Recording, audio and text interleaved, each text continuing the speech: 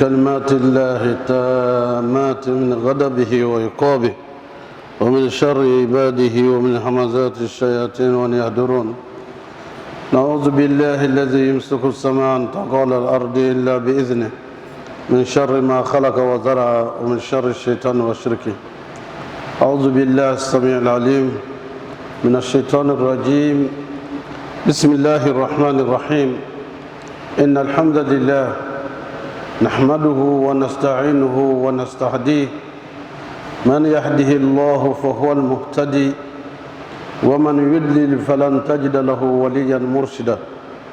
أشهد أن لا إله إلا الله ولي الصالحين وأشهد أن محمدا عبده ورسوله. اللهم صل وسلم على المبعوث رحمة للعالمين محمد بن عبد الله وعلى آله وصحبه وسلم.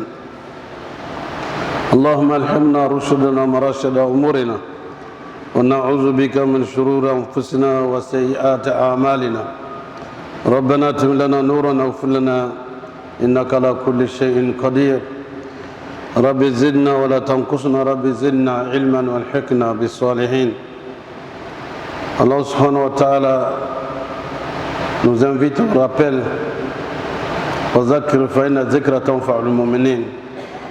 Rappelez, car le rappel est utile aux croyants sincères.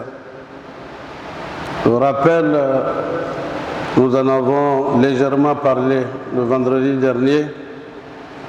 Il s'agit des droits des parents que nous avons annoncés. Il y en a 80. Certainement, il y en a suffisamment pour ce mois. Nous allons les prendre 20 par groupe de 20 pour que nous puissions en prendre connaissance, mais surtout les traduire en comportement. Et c'est ce qu'on appelle birrul walidain, l'obéissance aux parents. L'amour qu'on a pour les parents se traduit par un certain nombre de comportements. Le Seigneur Allah nous y aide. Et le prophète Mohammed sallallahu alayhi wa sallam nous les explique. Et il en a donné le modèle également par l'éducation qu'il a donnée à ses compagnons et celle qu'il a donnée à ses compagnons pour les enfants. Les enfants, on les éduque, on leur apporte ce qu'on peut leur apporter, ce qu'on doit leur apporter, de la meilleure éducation, le meilleur caractère qu'on doit leur donner. C'est leur droit, nous en avons parlé. Et c'est autour des enfants de savoir leurs devoirs, leurs obligations vis-à-vis des parents géniteurs. Allah subhanahu wa ta'ala nous dit ceci dans le Saint-Coran. Bismillahir Rahmanir Rahim. Wa qada rabbuka an la ta'budu illa iyyahu wa bil walidayni ihsana. Le Seigneur Allah a décrété de n'adorer que lui et d'être bienveillant envers ses parents géniteurs. Le devoir vis-à-vis de la mère, nous en avons beaucoup parlé. Toutes les fois qu'on parle de la femme, on parle d'elle en tant que nos mères, nos épouses, nos filles. Et nous savons pourquoi. La femme, An-Nisa Shaqa'iq Rijal, elles sont la moitié des hommes, pas en termes numériques, mais c'est la partie nécessaire pour compléter l'humanité. L'homme et la femme, l'un ne peut pas vivre sans l'autre, sauf dans les cas très extrêmes. Et parmi les devoirs des enfants, de l'enfant vis-à-vis du parent et des parents géniteurs, il y a que l'enfant doit être au service de ses parents et de tout faire pour que les parents soient satisfaits d'eux. Même s'ils ne le sont pas, qu'ils fassent tout pour que Allah soit satisfait par ce que l'enfant fait pour ses parents. Et c'est sûr qu'il y en a parmi vous qui ne sont pas satisfaits eux-mêmes de ce qu'ils font pour leurs parents parce qu'ils pensent qu'ils peuvent encore faire davantage. Allah nous dit Innamal a'mal binniyat. C'est le prophète qui nous dit sallallahu alayhi wa sallam. Nos actions n'ont de valeur que par les intentions qui les ont motivées. On peut avoir envie de faire davantage sans en avoir les moyens matériels et financiers. Mais la manifestation de l'amour, de l'affection vient combler quelquefois le reste. Deuxièmement, il faut être bienveillant envers sa mère, envers son père, être à leurs soins, à leurs petits soins, à leur écoute et être soucieux, est-ce que j'ai de leurs nouvelles lorsqu'ils sont encore en vie, et être soucieux de faire des prières et des invocations pour eux lorsqu'ils ne sont plus de ce monde. Il est également du devoir de l'enfant de ne jamais désobéir à ses parents, ni à s'opposer à eux, dans les cas d'obéissance à Allah. Parce qu'il y a une règle du droit islamique qui dit La ta'ata lil makhlouk fi ma'siyat al-khaliq. Il n'y a pas d'obéissance à l'être humain dans la désobéissance à Allah. Obéir à ses parents pour désobéir à Allah, non. Mais tout ce qui ne rentre pas dans ce cadre,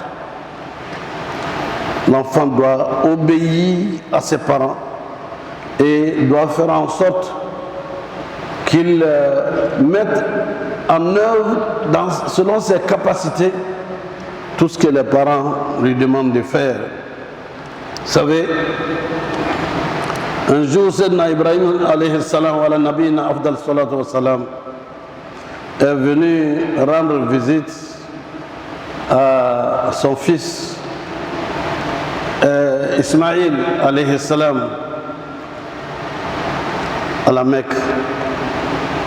Il arrive chez Sayyidina Ismaïl, il vient saluer et il reste attendre. Il demande à la femme d'Ibrahim, où est votre mari? Il n'est pas là. Il s'assoit pour attendre. Attendre. D'aucuns disent que c'est du matin au soir. La dame n'a pas donné à manger. Elle ne s'est même pas occupée du vieil homme, ni à boire. Et ne voyant pas son fils venir, pour retourner là où il était, il dit à la bonne dame, si ton mari vient, dites-lui de changer la porte de sa maison. Et quand Ismaïl est arrivé, alayhi salam, il y a un vieillard qui était venu, qui a demandé après toi. Il est resté longtemps assis et après il s'en est allé. Il dit, alors qu'est-ce que tu as fait pour lui? Tu lui as donné à boire? Il dit non. Tu lui as donné à manger? Non. Et où est-ce qu'il était? Il était assis à cet endroit. Mais il m'a laissé une commission. La commission de changer la porte de la maison. Sayyidina Ibrahim a laissé la commission que son fils Alors, à remettre cette femme-là à sa famille. C'était le divorce parce que le comportement et ce qu'elle est ne correspond pas à son désir de la postérité qu'il va avoir à partir d'Ismaël. Elle fut divorcée par le père. Et ainsi, le comportement indésirable d'une femme, et c'est pour cela que la femme ne doit pas être l'ennemi ou être en compétition avec la mère ou le père. Elle doit accompagner le père et elle doit accompagner son mari à l'obéissance et au respect des parents, au service des parents. Et non chercher à éloigner son mari de ses parents géniteurs, et elle aurait acheté beaucoup de malédictions, car si elle le fait, les enfants qui vont venir feront autant à leur mère et à leur père. Les exemples, il y en a beaucoup. L'obéissance aux parents, c'est pas seulement de s'exécuter lorsque les parents demandent à faire quelque chose, et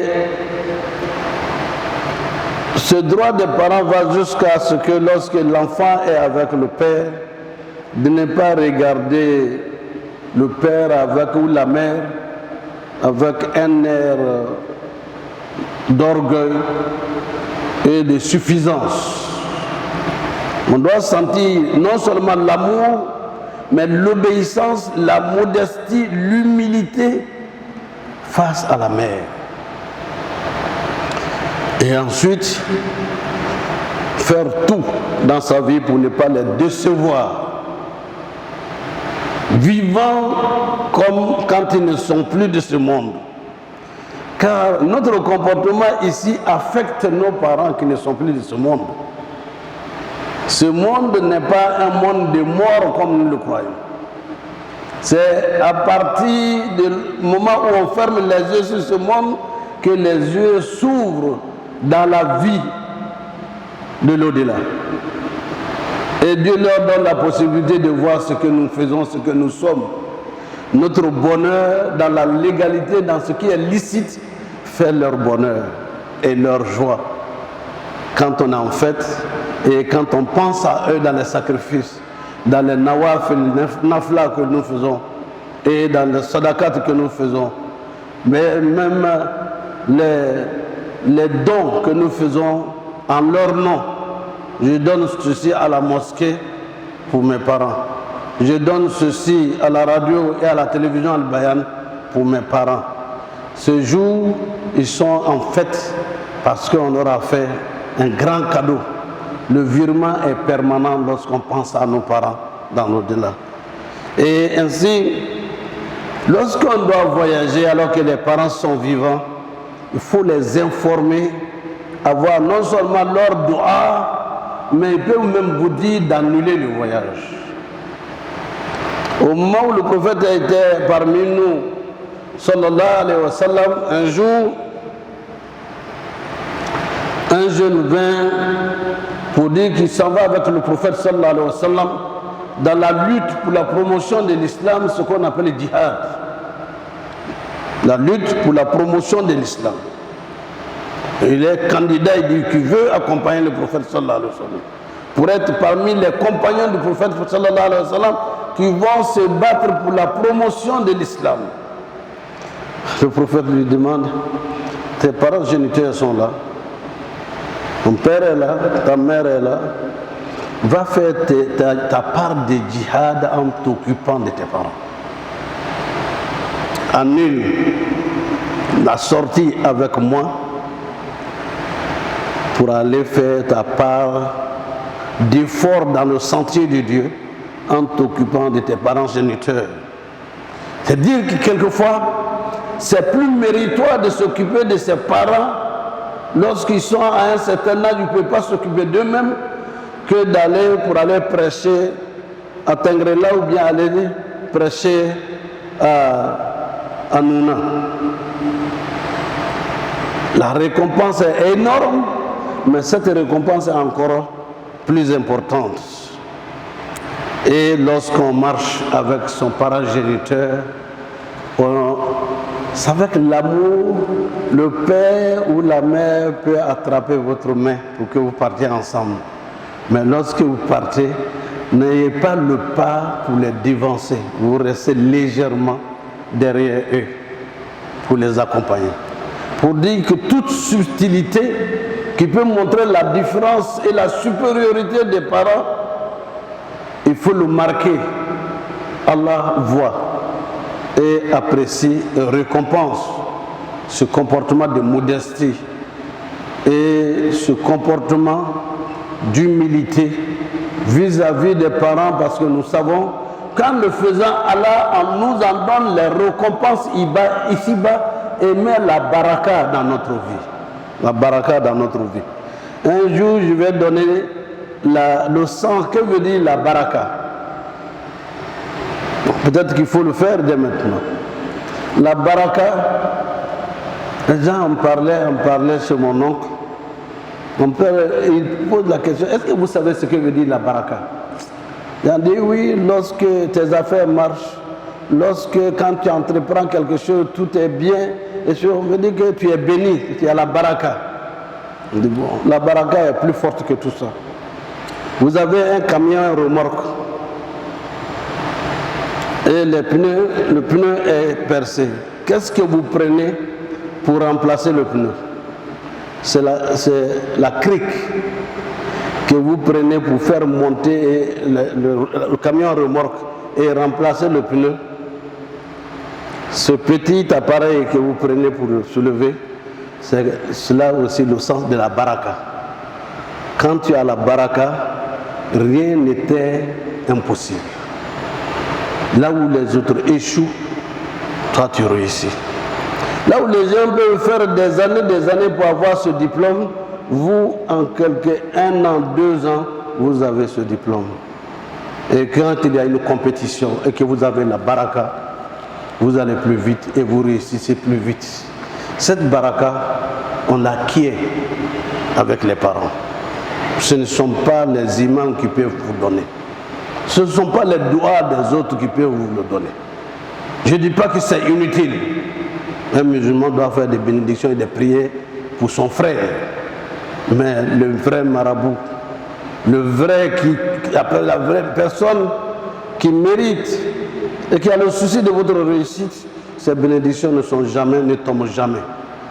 Enfin, alors subhanahu wa ta'ala, le prophète nous enseigne encore que lorsque vous parlez aux parents, faites en sorte que votre voix ne s'élève pas. Et parlez-lui de façon à ce qu'on n'entende pas votre voix ailleurs. Vous n'avez pas à leur donner des leçons. On peut leur suggérer, si tu faisais ça, maman, et si on faisait telle chose, c'est suggérer avec douceur et de façon à ce qu'elle soit convaincue ou bien qu'il soit convaincu. Vous devez éviter dans les propos des termes qui peuvent choquer les parents géniteurs. Ne pas provoquer ou ne pas être de ceux-là, non seulement qui haussent la voix, mais le Coran le dit, Wala takun lahuma uffin, pour dire, comme si vous êtes exaspéré, pour dire, qu'en le disant, le trône d'Allah bouge de colère pour l'enfant qui désobéit et la voix et le comportement montre qu'il est excédé par quoi que ce soit.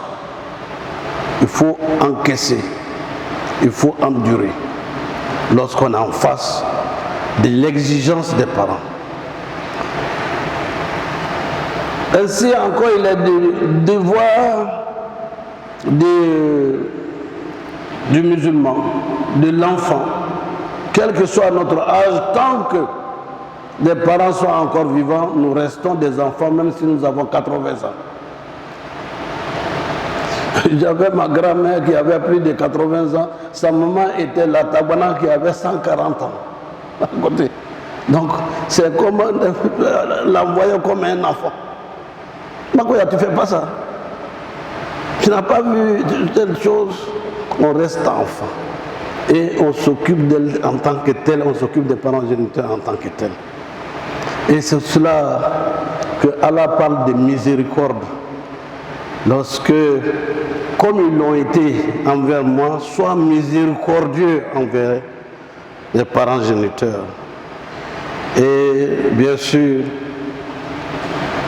quand on salue la mère, on salue son père.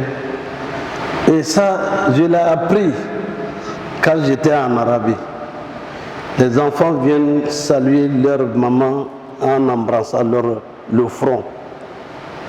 Et le père, soit en embrassant sa main au moment où il salue, ou en l'embrassant sur le front, en montrant leur supériorité et en voulant également leur bénédiction. Le prophète n'a pas dit pour rien que le paradis que vous cherchez est sous le pied de vos mères.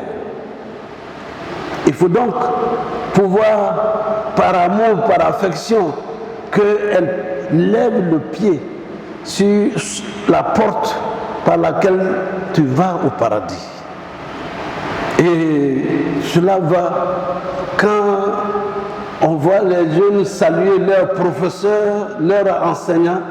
Lorsque l'enseignant leur donne la main, ce n'est pas eux qui tendent la main. Lorsqu'il donne la main, il embrasse le dos de la main du professeur, de celui qui l'enseigne.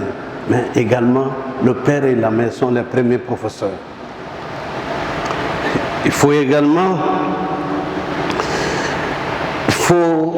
tout faire pour que leur joie, que tu puisses leur faire régulièrement des cadeaux qui puissent leur permettre d'exprimer leur joie, n'est-ce pas, par le sourire.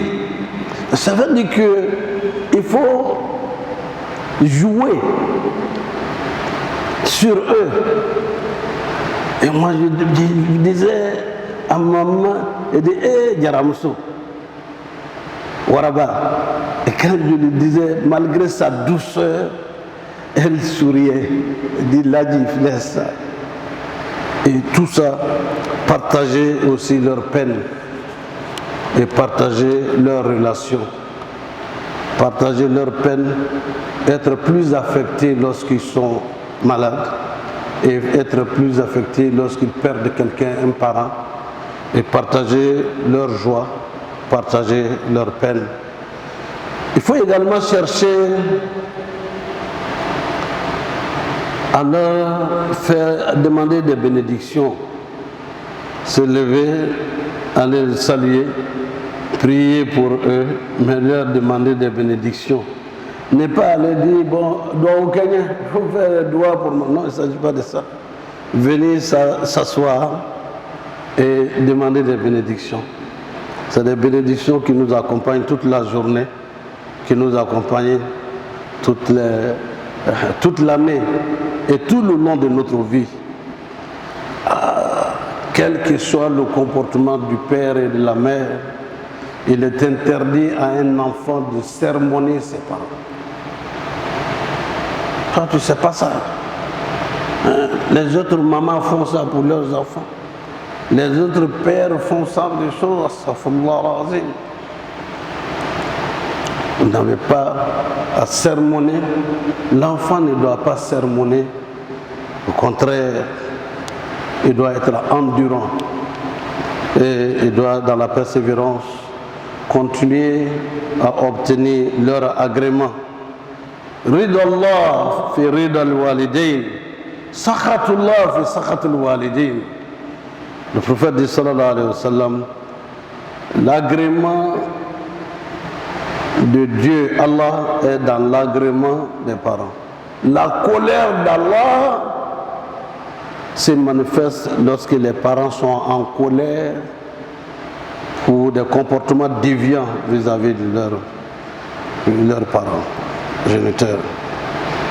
Et, chers frères et sœurs, il y a donc que nous sommes interpellés chacun, à tous les âges, qu'ils soient vivants ou qu'ils soient dans d'autres mondes, nous devons montrer les meilleurs comportements qu'on doit avoir pour les parents, afin que Allah soit satisfait de nous, afin qu'Allah nous donne la chance de réussir dans notre monde d'ici-bas, et que Allah nous accorde le paradis, la demeure des vertus dans l'au-delà. Qu'Allah nous guide dans le droit chemin, qu'il nous guide dans le chemin de ceux qu'il a comblés de ses bienfaits. أقول قولي هذا واستغفر الله لي ولكم ولسائر المسلمين من كل ذنب فاستغفروه إنه هو الغفور الرحيم.